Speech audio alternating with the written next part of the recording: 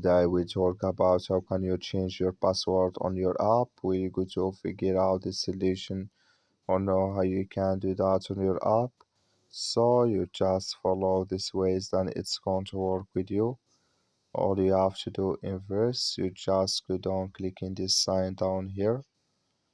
So when you just click on it here, it's going to take you to your profile. It's going to show for you like this. Then you go down, just keep going down here.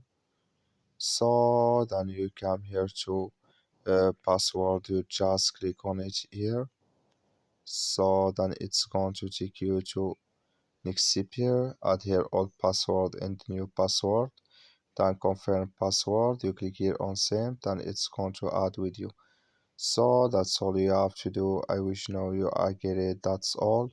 So thank you for watching. Don't forget to support us by like and subscribe.